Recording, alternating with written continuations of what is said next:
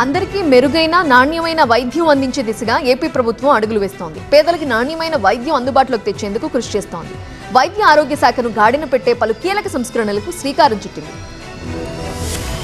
వైద్య ఆరోగ్య శాఖపై AP CM Chandrababu special focus పెట్టారు. దానిలో భాగంగానే వైద్య ఆరోగ్య శాఖ మంత్రి సత్యకుమార్ ఇతర ఉన్నతాధికారులతో ఉండవల్లిలోని తన నివాసంలో సమీక్ష చేశారు. వైద్య శాఖలో పేరుకుపోయిన సమస్యలు, తీసుకురానున్న సంస్కరణలపై చర్చించారు సీఎం చంద్రబాబు. ఈ సందర్భంగా పలు కీలక ప్రతిపాదనలకు ఆమోదం తెలిపారు. ప్రభుత్వ ఆసుపత్రుల బలోపేతం, 108, 104 సేవలు, ఎన్టీఆర్ వైద్య సేవను బీమా విధానంలో తీసుకువచ్చి నాణ్యమైన వైద్య సేవలు అందించే విషయంపైన అధికారులతో చర్చించారు. గతంలో మాదిరిగానే 108, 104 సేవలను సింగిల్ సర్వీస్ ప్రొవైడర్ పరిధిలోకి తీసుకురానున్నట్టు సీఎం చంద్రబాబు తెలిపారు. మళ్లీ కొత్తగా టెండర్లు పిలువనున్న నేపథ్యంలో సింగిల్ ఆపరేటర్ ద్వారా 3 సేవలు చేపట్టాలని నిర్ణయించింది. 104 సర్వీసుల ద్వారా రక్త పరీక్షలు సహా పలు టెస్టులు చేసి ప్రజారోగ్య పరిస్థితులు తెలుసుకునే విధానాన్ని పైలట్ ప్రాజెక్ట్ గా ప్రారంభించేందుకు డిసైడ్ అయ్యారు. ప్రస్తుతం ఉన్న 190, 108 అంబులెన్స్లు ఫిట్నెస్ కోల్పోవడంతో వాటి స్థానాల్లో కొత్తవి కొనుగోలు చేసేందుకు గ్రీన్ సిగ్నల్ ఇచ్చారు. ప్రభుత్వ ఆసుపత్రుల్లో చనిపోయిన వారి మృతదేహాలు తరలించేందుకు వీలుగా 58 మహాప్రస్థానం వాహనాల ఏర్పాటుకు ఆదేశాలిచ్చారు. ఆసుపత్రుల దగ్గర అంబులెన్స్ మాఫియా ముఠాల ఆగడాలు సాగడానికి వీల్లేదని అధికారులకు స్పష్టం చేశారు చంద్రబాబు.